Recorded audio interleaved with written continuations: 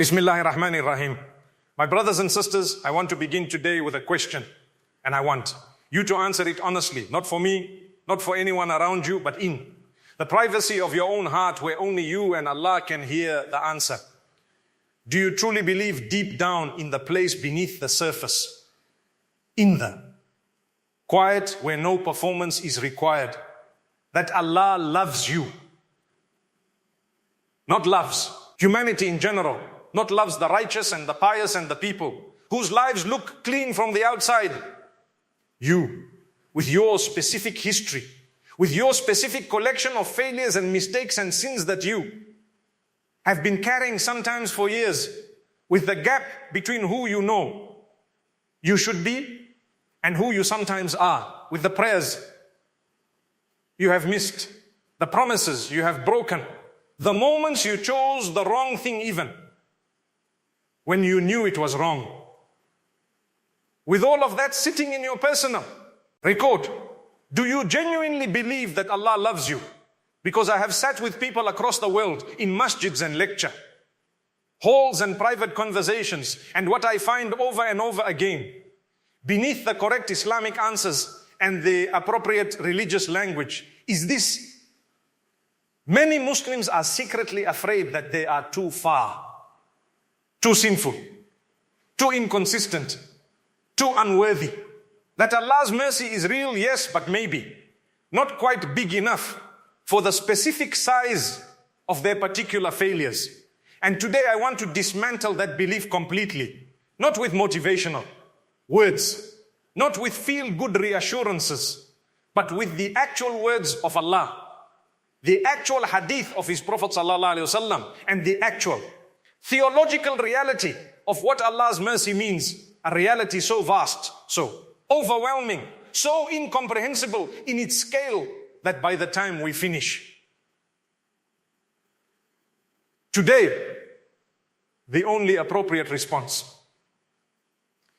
is to fall into sujood and say, Alhamdulillah. Not out of obligation, out of genuine, heart split open, gratitude for the mercy of a Lord who is beyond anything your imagination has ever produced. Let us begin. The very first thing I want to establish, the foundation everything else rests on, is this: mercy is not something Allah occasionally decides to show. Mercy is not a mode He switches into when He is feeling generous. Mercy is not a quality He possesses alongside other qualities of equal or greater weight.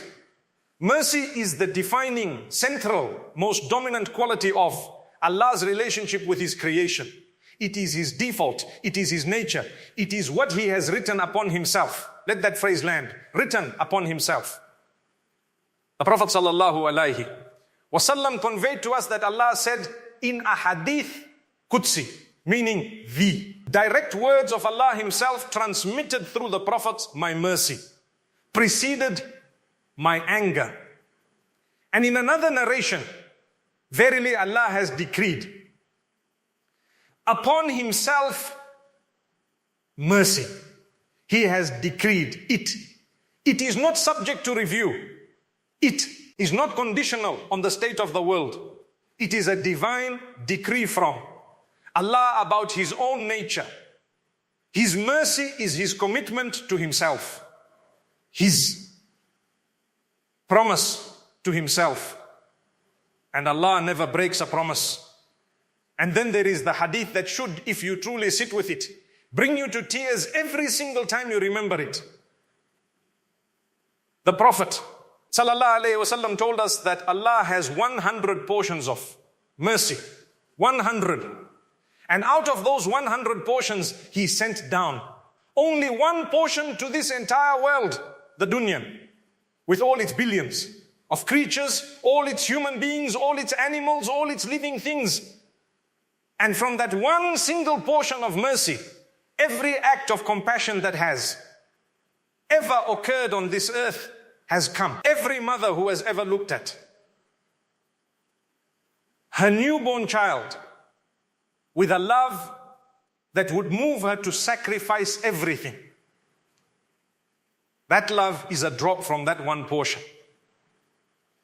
Every act of kindness between strangers, every moment of mercy between enemies, every time an animal shelters its young, every time a human being chooses compassion over cruelty, all of it, every single expression of love and gentleness and care that has existed in the history of this world, it all comes from 1 out of 100 portions. And the other 99, Allah has kept them, reserved them, preserved them entirely for the day of judgment, for the moment when His servants stand before Him after the exhausting, complicated, painful, beautiful journey of their lives. That is when He unleashes the 99. Can you even begin to imagine it? We cannot. We literally cannot. The most loving, most tender, most self-sacrificing form of human love you. Have ever witnessed the mother who gives up everything for her child? The person who walks into danger to save someone they love, that is a single drop from one portion out of 100. And you are worried that your sins are too big for Allah. You are doubting whether His mercy can cover your specific situation. Take the most merciful heart you have ever encountered in a human being, multiply it by a number that has no name, and you have not even begun to approach what Allah has in store. I want to talk about the names of Allah, because the names are not just beautiful titles to recite.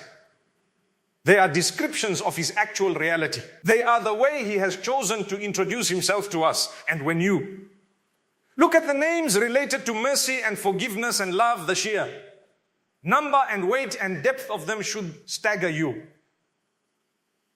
Al-Rahman, the most merciful. This is not just a title. In Arabic, the structure of the word, the falan structure, indicates something overflowing, something that cannot be contained. Al-Rahman is the mercy that is so vast it covers everything, without exception, without earning, without condition. The rain of Allah's mercy that falls on the just and the unjust. The sustenance He gives to the believer and the disbeliever equally. The heartbeat in your chest right now, which He is maintaining for you, regardless of what you did this morning, regardless of what you said yesterday, regardless of how far you drifted, that is Al-Rahmanin. Action. Right now, in this moment, He is being Al-Rahman to you even as you hear this. Al-Rahim, also most merciful, but carrying a different dimension. Where Al-Rahman speaks to the breadth of mercy, its universality and expansiveness, Al-Rahim speaks to its depth and its specific, personal quality. Al-Rahim is the mercy that is directed, intentional, personal. The mercy He reserves for the believers. The mercy that knows your name, your situation, your history, your intention, your struggle. The mercy that says, I see you specifically. I know what you are carrying, and I am with you specifically. Both names are placed at the beginning of the Quran. Before any commandment, before any law, before any description of paradise or warning of hell, before anything else, Allah says in His entire book, He introduces Himself as Rahman and Rahim. Mercy first, always mercy first. Al-Ghafur, the one who forgives abundantly, repeatedly, completely. The root word Ghafara in Arabic contains the meaning of covering something. The way a helmet covers the head, protecting it from harm. Allah's forgiveness does not just pardon the sin. It covers it. It protects you from its exposure. It removes it from the record. It is as if it never happened. Not just that He decides not to punish you for it, as if it never happened. Al-Afu, the one who completely erases. Where Al-Ghafu covers the sin, Al-Afu deletes it entirely. The root word afa means to wipe out, to obliterate, to remove every trace. And this is a name Allah loves to be called by, particularly on Laylatul Qadr, the night of power, the most blessed night of the year. Aisha radiallahu anha asked the Prophet, if I know which night is Laylatul Qadr, what should I say? And he told her to say, Allahumma innaka afuwwun tuhibbul afwa fa'fu anni. Oh Allah, you are al-afu, you love to erase, so erase my sins. He did not tell her to recite long du'as about every sin.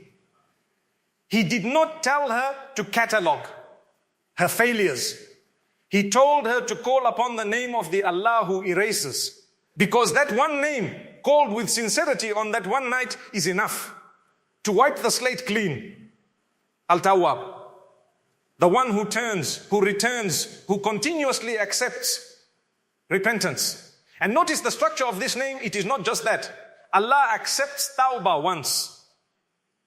The form of the word indicates repetition, continuity, ongoing action. Al-Tawwab means He keeps turning toward you. Every time you turn toward Him, He is already turning toward you. Every time you try again after failure, He is already there to receive the attempt. No matter how many times, no matter how many years have passed, no matter how many times you have made the same mistake, He keeps turning toward you. He does not grow tired of turning. He does not put a limit on how many returns He will accept from the same person. Al-Tawwab. Endlessly, eternally, unfailingly turning toward every servant who turns toward Him. Al-Wadud, the most loving.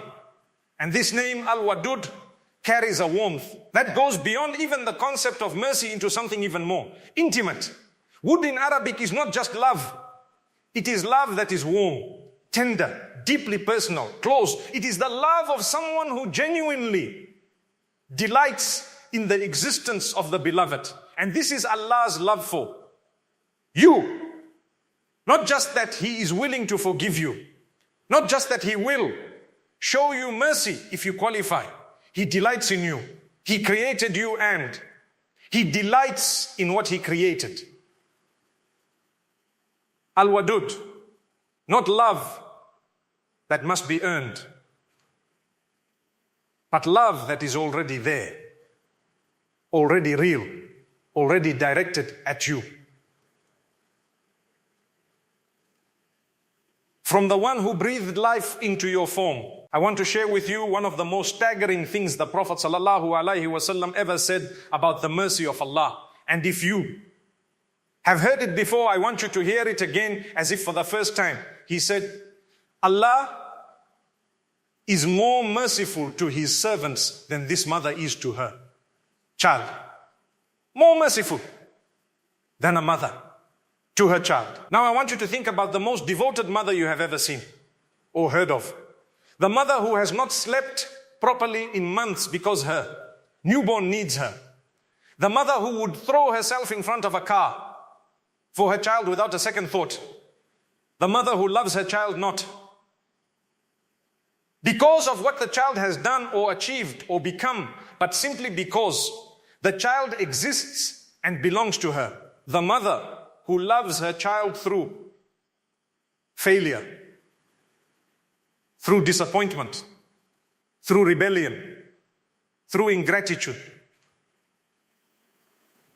whose love survives every test the child puts it through because it is not conditional on the child's behavior. That love, that extraordinary, irrational, overwhelming, unconditional, maternal love, Allah is more merciful to you than that. More. Not equally, more. The comparison is not to show that Allah's mercy is similar to our mother's love. It is to show that even the most powerful form of love, human being can experience, the one that comes closest to understanding. What unconditional means is still only a pale shadow, a distant echo, an approximate hint of the reality of Allah's mercy towards you. Do you understand what that means for you personally? It means that right. Now in your current state, with your current record, with everything you are ashamed of and everything you have not yet fixed Allah's mercy for, you exceeds the greatest human love that has ever existed. It is not waiting for you to improve. It is not being withheld until you deserve it. It is already there, already real, already directed at you. The question is only whether you are turning toward it and receiving it. Now I want to address something that many people struggle with, and that is the feeling that their particular sins are somehow too great. That everyone else is covered by this mercy, but perhaps not them. Perhaps the mercy of Allah is vast in general, but their specific situation is the exception. They have gone too far. They have repeated the same sin too many times. They have been away from Allah for too many years. They have done things that feel to them irreversible, unforgivable, beyond the reach of even